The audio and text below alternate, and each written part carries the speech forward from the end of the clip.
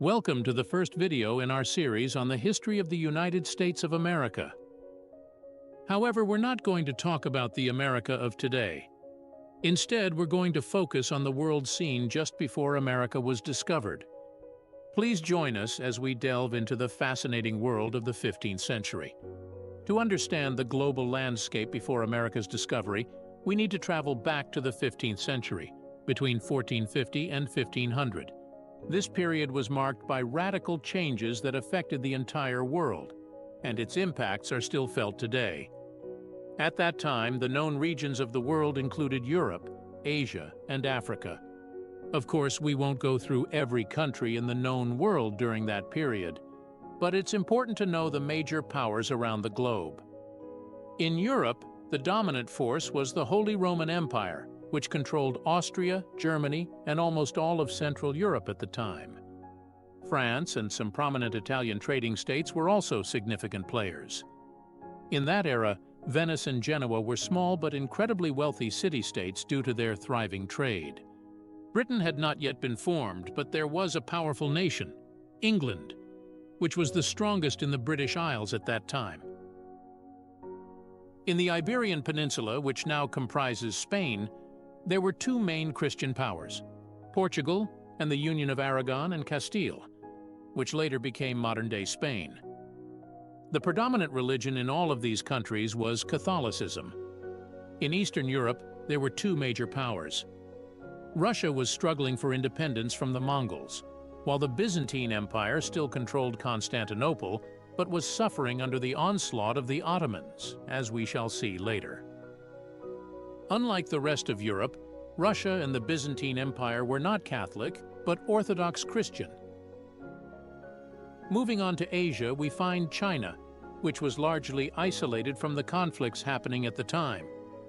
India, on the other hand, was divided into many small states, most of which were ruled by Islamic governments.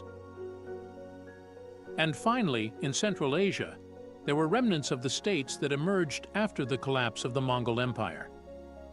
In the Arab East, there were two main powers. First, the Mamluk Sultanate, which ruled over Egypt, Greater Syria, and the Hejaz. The Mamluk Sultanate was a powerful but aging state, and its rulers had no desire for conquest or expansion due to the vast amount of land they already controlled. The other major power was the Ottoman Empire, which was smaller than the Mamluk Sultanate but was a rising force. The Ottomans were primarily focused on fighting the Byzantines in the Maghreb, North Africa. There were also two main powers. The first was the Marinid Sultanate, which was also a strong military power. The second was the Kingdom of Granada, the last Islamic kingdom in Iberia, which was struggling against the Kingdom of Aragon and Castile to maintain the last Muslim foothold in the Iberian Peninsula. At the same time, there was a religious and political conflict between Christian Europe and the Islamic world in the East, as well as a trade conflict between them. The Crusades had ended over 150 years ago when the Mamluk Sultanate had succeeded in driving the Crusaders out of their last stronghold in Greater Syria, the city of Acre.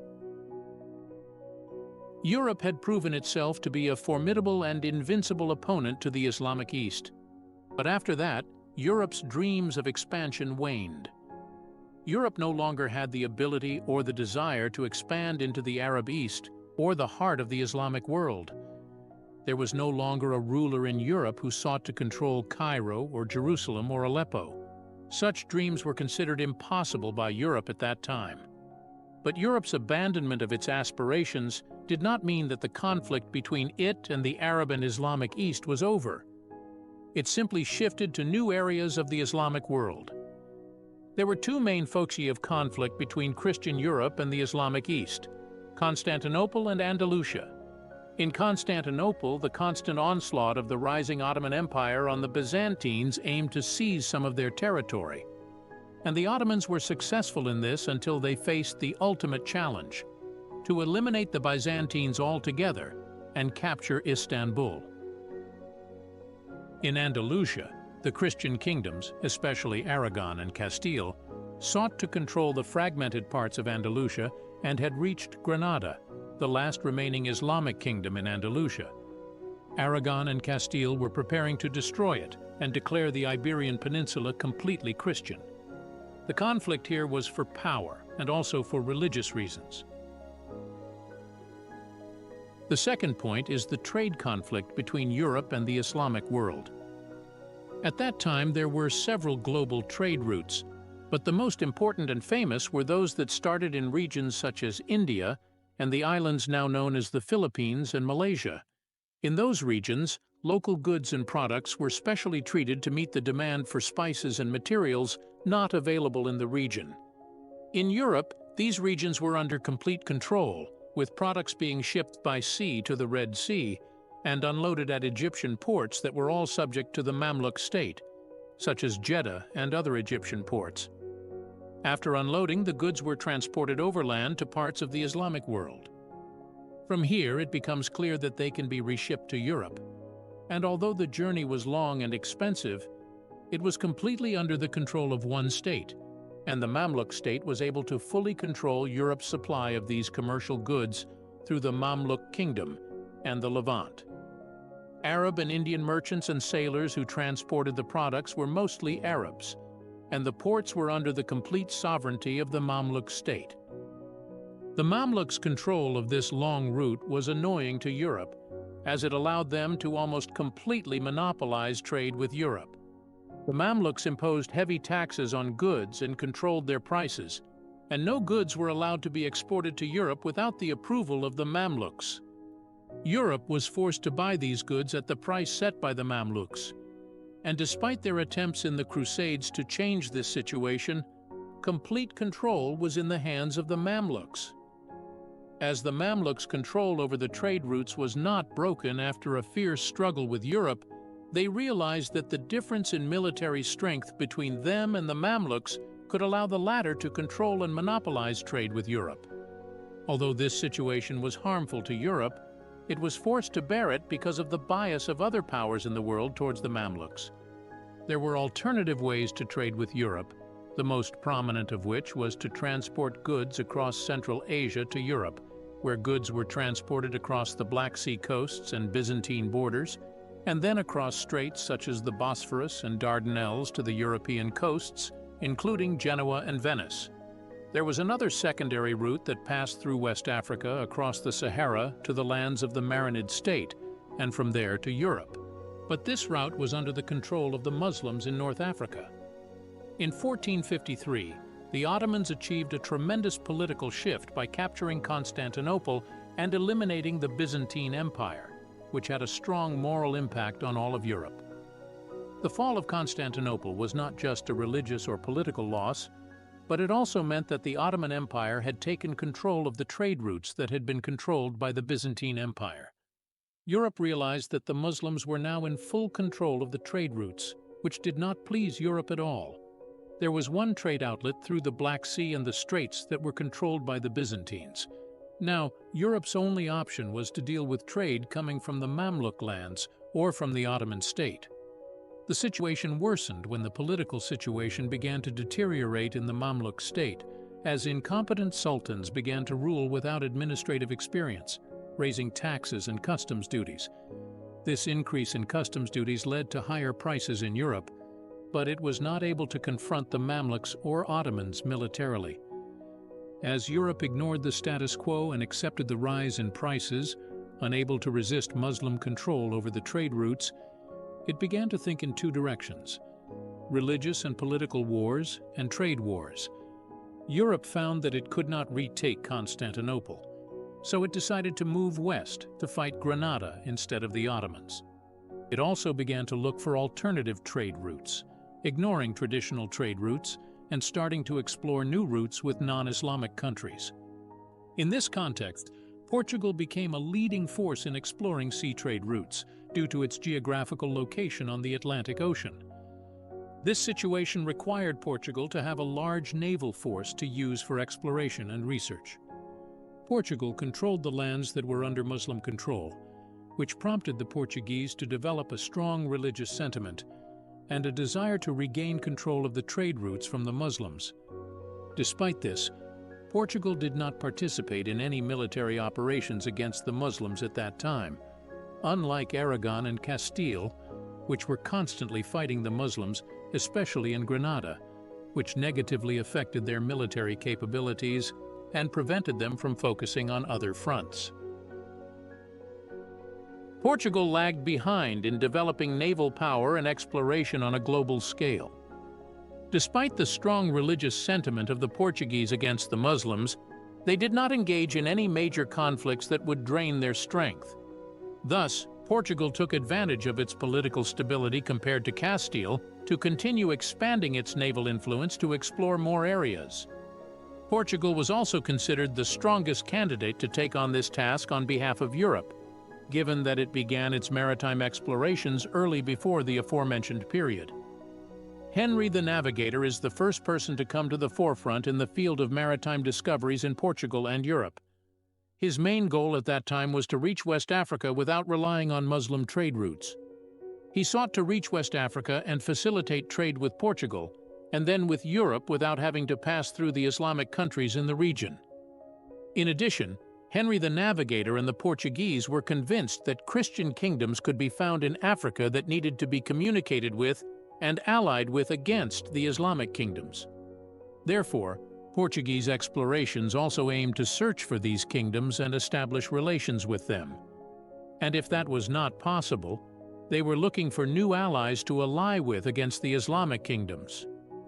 Portugal sought to spread Catholicism in other parts of the world, which prompted it to expand and overcome the Islamic wall that separated Europe from the rest of the world. Henry the Navigator began his activity in 1415 with the conquest of the Moroccan city of Ceuta, and then began organizing exploratory expeditions along the western coast of Africa.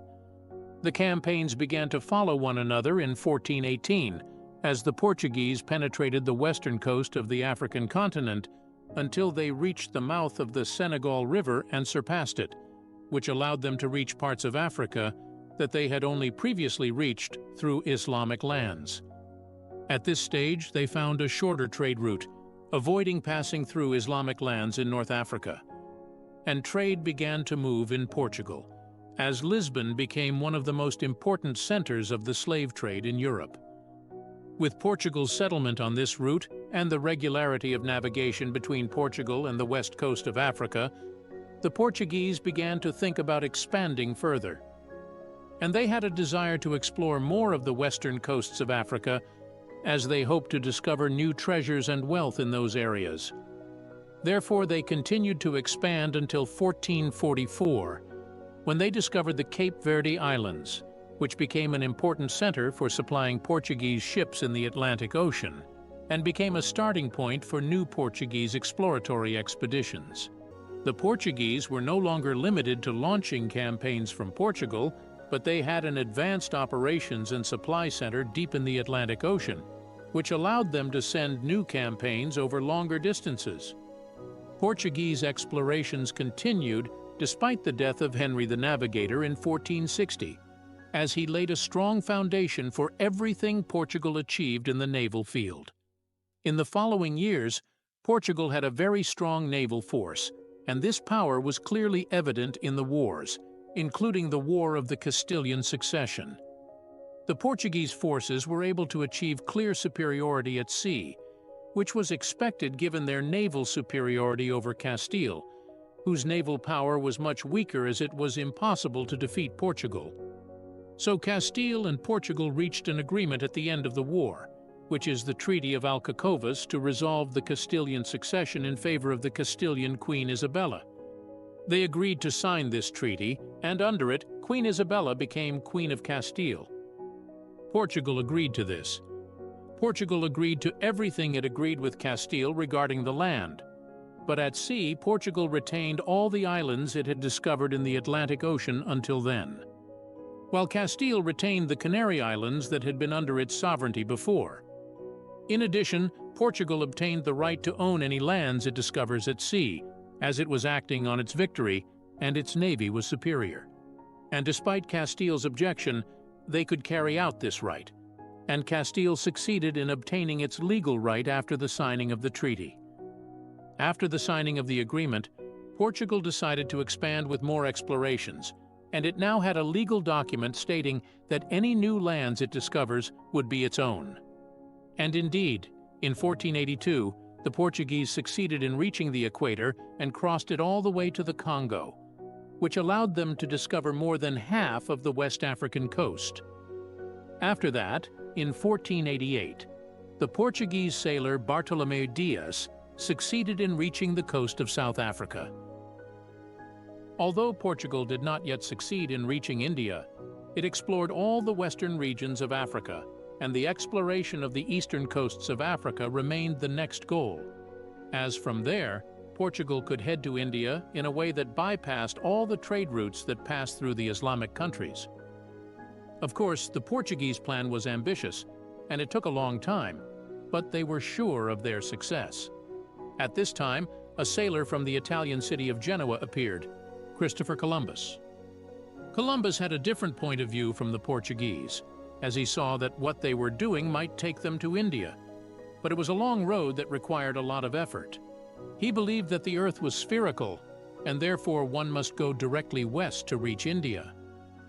To travel around the world and reach India, Columbus believed that the route through the west would be easier and shorter. He made calculations based on multiple sources, including ancient maps and Arab and Islamic sources, and concluded that heading directly west could shorten the route to India in a direct sea voyage without having to pass through Africa or wait for a long, expensive, and tiring sea voyage, which could be problematic. Columbus presented his idea to the King of Portugal, who was considered the state most interested in maritime exploration and finding a sea route to India. But the King of Portugal rejected the idea, considering it an impractical and strange way. Columbus did not give up, and he took his idea to the Kingdom of Aragon and Castile, where he succeeded in meeting King Ferdinand and Queen Isabella. He presented his idea to them, but they were not interested because of their interest in their ongoing war with the Muslims in Granada.